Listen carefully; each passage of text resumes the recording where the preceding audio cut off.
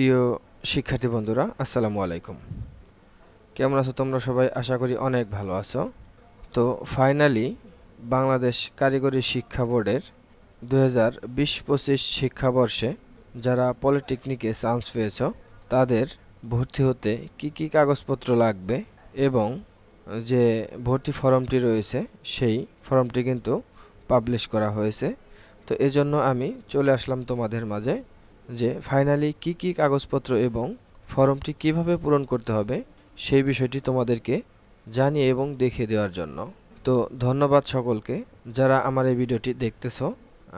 আশা করি তাদের উপকারে আসতেছে। যদি উপকারে এসে থাকে তাহলে ধৈর্য ধরে পুরো ভিডিওটি দেখবে, তাহলে আমি আশা করব তোমাদের আর কোনো ভিডিও দেখতেও হবে না, কি কি কাগজপত্র লাগবে এর জন্য কোনো কষ্ট করতে হবে না। আর কিভাবে এই ফর্মটি ঘরে বসে নিজে নিজে পূরণ করতে পারো এই বিষয়টি তুমি খুব ভালোভাবে জানতে পারবে। এজন্য আর দেরি না করে এখনই আমার এই ভিডিওতে একটি লাইক কমেন্ট দিয়ে সাবস্ক্রাইব করে রাখবে আমার এই চ্যানেলটিকে, যাতে পরবর্তীতে তুমি নতুন নতুন সকল ভিডিও পেতে পারো। প্রথমেই এখানে দেখতে পাচ্ছ শিক্ষা প্রতিষ্ঠানের সিলমোহর, ক্রমিক নং, তারিখ। এই যে ফর্মটি দেখতে পাচ্ছ, তুমি যে কলেজে চান্স পেয়েছো ওই কলেজে যদি এরকম রিকোয়ারমেন্ট থাকে যে ওই কলেজ থেকেই ফর্মটি সংগ্রহ করতে হবে তাদের সিলমোহর সহ, তাহলে কিন্তু অনলাইন থেকে ডাউনলোডকৃত ফর্মটি তোমার হবে না। তোমাকে ওই কলেজ থেকে এই ফর্মটি সংগ্রহ করে তারপর তোমাকে এটাকে পূরণ করে জমা দিতে হবে।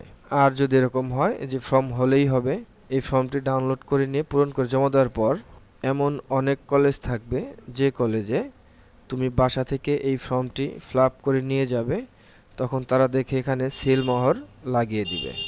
এটা কিন্তু প্রতিষ্ঠান কর্তৃক, এখানে কিন্তু তুমি হাত দিবে না। আর এই যে দেখতে পাচ্ছ 2 নম্বরে রয়েছে পাসপোর্ট আকারের 1 কপি ছবি, আঠা দিয়ে লাগাতে হবে। হ্যাঁ, পাসপোর্ট সাইজের 1 কপি ছবি এখানে একটু আঠা দিয়ে লাগিয়ে দিবা।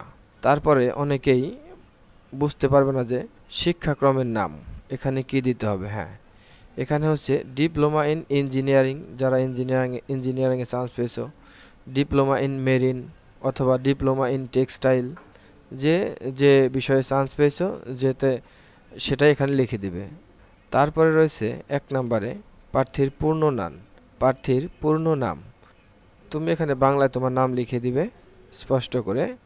এখানে রয়েছে মোবাইল নাম্বার, তোমার মোবাইল নাম্বারটি এখানে দিয়ে দিবে। এখানে রয়েছে ইংরেজিতে বড় হাতের অক্ষরে এই যে ঘরগুলো দেখতে পাচ্ছ, এই ঘরগুলোর মধ্যে তুমি তোমার ফুল নামটা বড় হাতের অক্ষর দিয়ে লিখবে, মানে ক্যাপিটাল লেটার। ছোট হাতের অক্ষর দিলে হবে না। ধরো তোমার নাম যদি হয় এমডি সাগর, তাহলে তুমি এখানে দিবে এমডি, একটা ঘর ফাঁকা রেখে এখান থেকে আবার শুরু করবে নাম লেখা, মানে এমডির পরে এই একটা ঘর রাখবে স্পেস। বোঝাতে পারলাম? তারপর আছে পিতার নাম, বাংলায় লিখবে সুন্দর করে পিতার মোবাইল নম্বর, তারপর পিতার নাম ইংরেজিতে সেম একইভাবে। যদি নামের প্রথমে এমডি থাকে এমডি লিখে 1 ঘর ফাঁকা দিবে, তারপর নাম লিখবে। তারপর যদি আরও থাকে তাহলে আর একটা ঘর ফাঁকা দিয়ে তুমি এখান দিয়ে এভাবে লিখতে পারো। তারপর আছে মাতার নাম, বাংলায় সেম একইভাবে এখানে বাংলা লিখবে, এখানে ইংরেজিতে বড় হাতে লিখবে। তারপরে রয়েছে অভিভাবকের নাম।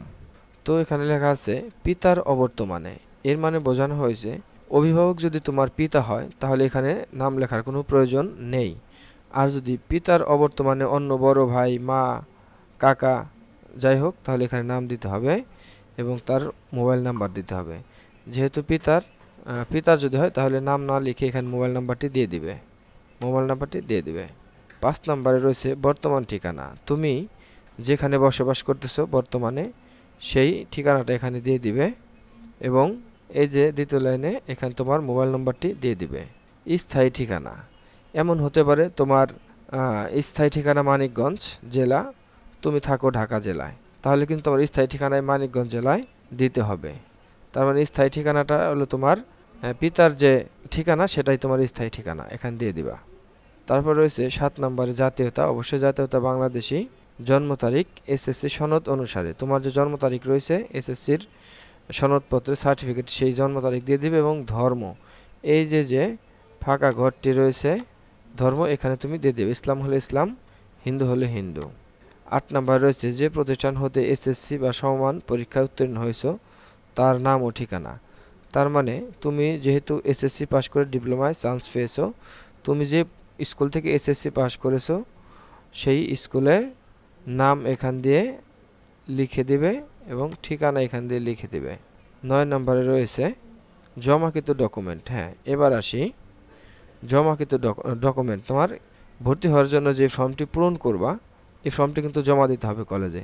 তখন তোমার কি কি কাগজপত্র লাগবে এখানে দেখো, কতে দেওয়া হয়েছে এসএসসি বা সমমান পরীক্ষায় মূল নম্বরপত্র। তার মানে তুমি যদি এসএসসি পাস করে থাকো তাহলে এসএসসির পাস করার পর স্কুল থেকে একটি মূল নম্বরপত্র দিবে, সেই নম্বরপত্রটি তোমাকে জমা দিতে হবে।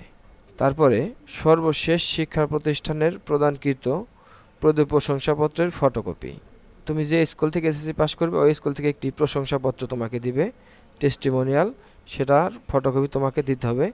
এখানে কিন্তু উল্লেখ করা নেই সত্যায়িত করতে হবে কি না, কিন্তু তুমি যে কলেজে চান্স পেয়েছো সেই কলেজ এমন হতে পারে তারা সত্যায়িত চেয়েছে, এজন্য তুমি ওই স্কুলের প্রধান শিক্ষককে দিয়ে সিল নিয়ে আসবে, সত্যায়িত সিল। তারপর আছে পাসপোর্ট সাইজের সত্যায়িত রঙিন ছবি 3 কপি। এই যেখানে বলেই দিয়েছে পাসপোর্ট সাইজের সত্যায়িত রঙিন ছবি 3 কপি। হ্যাঁ, তোমার 3 কপি ছবি লাগবে সত্যায়িত, তুমি ওই স্কুলের প্রধান শিক্ষক দিয়ে সত্যায়িত করে নিয়ে আসবে। পিতা এবং মাতার এনআইডি কার্ডের সত্যায়িত কপি। পিতা ও মাতার এনআইডি, অনেকে এনআইডি যদি বুঝে না থাকো সহজভাবে বলি, সেটা হলো ভোটার আইডি কার্ড। তোমার পিতা এবং মাতার ভোটার আইডি কার্ডের সত্যায়িত ফটোকপি তুমি ওই স্কুলের প্রধান শিক্ষককে দিয়েই সত্যায়িত করে নিয়ে আসবা। আর যারা কোটায় ভর্তি হবে তাদের জন্য যে কোটার যে সার্টিফিকেট সনদ রয়েছে সেই সনদটি ফটোকপি জমা দিতে হবে। তারপর আছে আবেদনকারীর অঙ্গীকারনামা। এখানে কিছু নিয়মকানুন লেখা আছে, এর মানে বোঝানো হয়েছে এই নিয়মকানুনগুলো মেনেই তুমি এই কলেজে ভর্তি হচ্ছ। এ হচ্ছে ব্যাপার। এখানে পিতামাতা অথবা অভিভাবকের স্বাক্ষর, শিক্ষার্থীর স্বাক্ষর ও তারিখ, পিতামাতার তারিখ, স্বাক্ষর ও তারিখ এবং শিক্ষার্থীর এসএসসি সমান পরীক্ষার তথ্যাদি। তার মানে তুমি এসএসসি পাস করেছো, তোমার এসএসসির রোল, রেজিস্ট্রেশন নাম্বার, সেশন, পাশের সন, প্রাপ্ত জিপিএ, বোর্ড, সিম্পল। টেকনোলজির নাম। এবার আসি তুমি কোন বিষয়ে চান্স পেয়েছো। সিভিলে চান্স পেলে সিভিল, তুমি যদি ইলেকট্রিক্যালে চান্স পাও ইলেকট্রিক্যাল, তুমি যদি পাওয়ার টেকনোলজি চান্স পাও পাওয়ার টেকনোলজি। এই বিষয়টি এখানে টেকনোলজি লিখতে হবে। শিফট, তুমি এ শিফটে মানে মর্নিংয়ে চান্স পেয়েছো নাকি ডে শিফটে চান্স পেয়েছো এখানে উল্লেখ করে দিতে হবে। আর এই যে উপাধ্যক্ষ অধ্যক্ষদের সিগনেচার, এটা কলেজ কর্তৃক মানে কলেজের স্যাররা করে দিবে, এখানে তোমার হাত দেওয়ার দরকার নেই। আরেকটি কথা, সেটা হলো এই যে ভর্তি ফর্মটি রয়েছে এই ফর্মটি যাদের দরকার, আমার ভিডিওর ডিসক্রিপশন বক্সে এই ফর্মটি পিডিএফ আকারে দেয়া থাকবে, তোমরা সেখান থেকে ডাউনলোড করে কাজে লাগাতে পারো। তো বন্ধুরা, মূলত এই ছিল আজকের ভিডিও। তো ভিডিওটি যদি ভালো লেগে থাকে, তোমাদের উপকার আসে, অবশ্যই আমার ভিডিওটি লাইক, কমেন্ট, শেয়ার করবে এবং আমার চ্যানেলটিকে সাবস্ক্রাইব করে দিবে। ধন্যবাদ।